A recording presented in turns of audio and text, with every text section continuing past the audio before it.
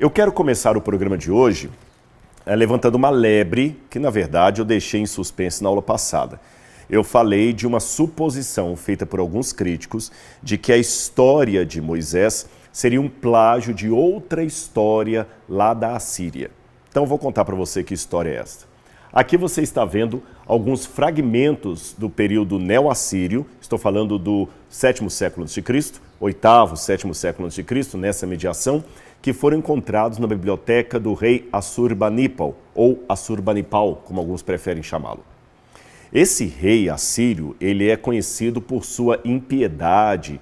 Ele era um rei que tinha prazer em matar, prazer em destruir, prazer em torturar os seus cativos. E tanto é que as paredes dos palácios assírios, não somente no período de Assurbanipal, mas também de Sinaqueribe e de outros, ela é repleta de relevos mostrando a tortura a qual eles subjugavam os povos que eles tinham conquistados. Sabe? Eles colocavam aquelas pessoas sobre terríveis torturas. Boa parte desse painel original está hoje no Museu Britânico, lá em Londres. Pois bem, mas esse rei, apesar de ser implacável, também foi conhecido como um rei intelectual, que tinha uma grande biblioteca que foi encontrada com muitos tabletes, com livros e mais livros. É lógico, naquela época, o livro não era de papel, celulose como este, mas eu estou falando de livros feitos de tabuinhas de argila ou tabletes de argila com a escrita cuneiforme. Aquela mesma escrita que eu expliquei para vocês lá nas primeiras aulas sobre o Gênesis. E aqui eu tenho alguns fragmentos que foram encontrados ali na biblioteca dele. E esses fragmentos contam uma história muito interessante do rei Sargão e do seu nascimento. Eu vou ler para você uma tradução. A tradução do tablete diz assim: Sargão, rei forte, rei de Ágade, que é a antiga Acádia, sou eu. Minha mãe era uma alta sacerdotisa. Meu pai eu não conheço. Meus parentes paternos habitam a região serrana. Minha cidade de nascimento é Azupirano, que fica às margens do Eufrates. Minha mãe, uma alta sacerdotisa, me concebeu. Em segredo ela me deu à luz. Ela me colocou em uma cesta de junco. Com betume, ela calafeta a minha escotilha. Ela me abandonou no rio, do qual eu não podia escapar. O rio me levou. Até aqui, a gaveta da água, que me trouxe. Aqui, a gaveta da água, ao mergulhar o seu balde me levantou. Aqui, o coletor da água me criou como seu filho adotivo. Aqui, o coletor da água me encaminhou para o seu trabalho de jardinagem. Durante o meu trabalho no jardim, Istar me amou, de modo que 55 anos eu governava como rei. Você percebeu a semelhança ou as semelhanças entre a história de Sargão, da sacerdotisa que era sua mãe, do Deus Aqui que o acolheu e também de Istar que o amou? Como que Sargão também foi colocado ali num pequeno cesto de junco, junto a um rio? Muito bem.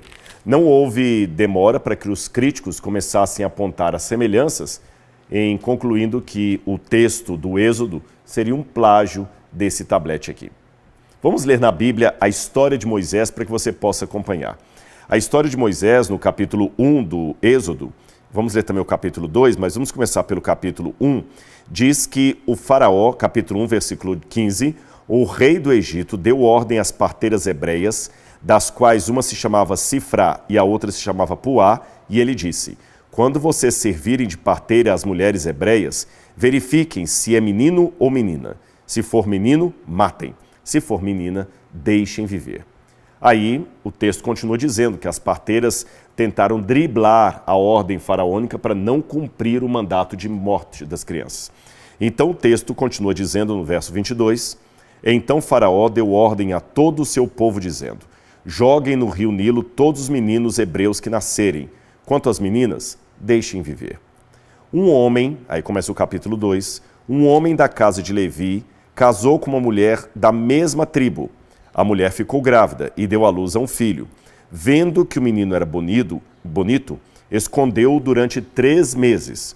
Não podendo, porém, escondê-lo por mais tempo, pegou um cesto de junco, exatamente como no caso de Sargão, pegou um cesto de junco, tapou os buracos com betume e piche, e pondo nele o menino, largou o cesto no meio dos juncos à beira do rio. Bom, a história parece realmente semelhante, mas existem várias diferenças aqui que nós devemos levar em consideração.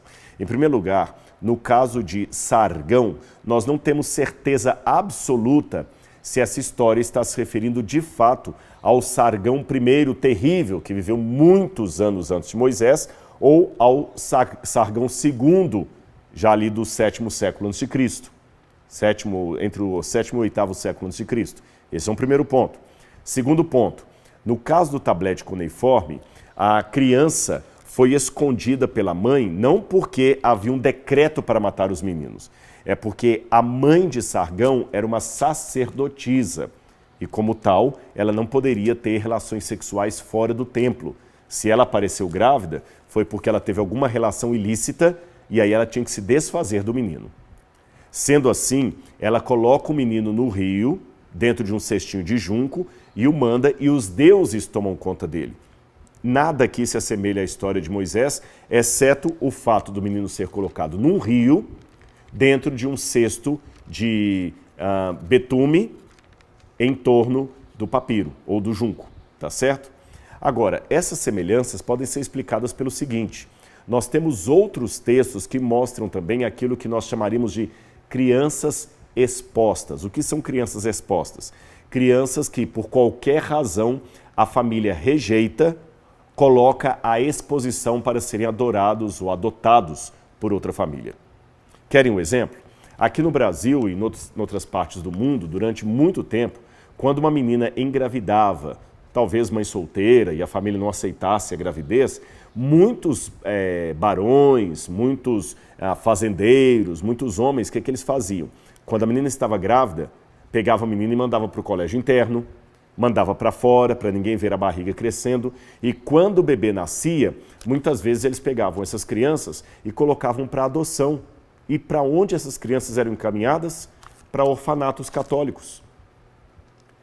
Não é por coincidência que você tem vários relatos aqui mesmo, na história do Brasil, de crianças que eram abandonadas na porta da igreja. Não somente em histórias no Brasil, mesmo fora do Brasil. Quem lembra da história de Marcelino Pão e Vinho, um famoso clássico da literatura? Marcelino era um menino órfão que foi colocado à porta do mosteiro. Nós temos também o caso do Corcunda de Notre-Dame, que foi uma criança que, por ser aleijada, foi rejeitada pela família e colocada na porta de Notre-Dame para que os padres pudessem criá-la.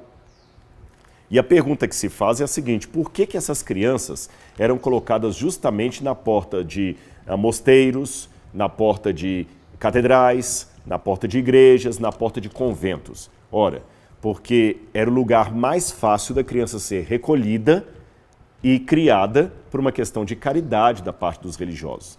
Então, quando eu pego várias histórias brasileiras de crianças expostas que eram colocadas na porta, como eu disse, de uma igreja ou de um convento, eu não posso dizer que é apenas uma história e que a outra plagiou. Não. A ação de colocar a criança ali apenas reflete um costume de muitas mães que não queriam criar os seus filhos, por qualquer razão, e colocavam ali na porta de um lugar religioso.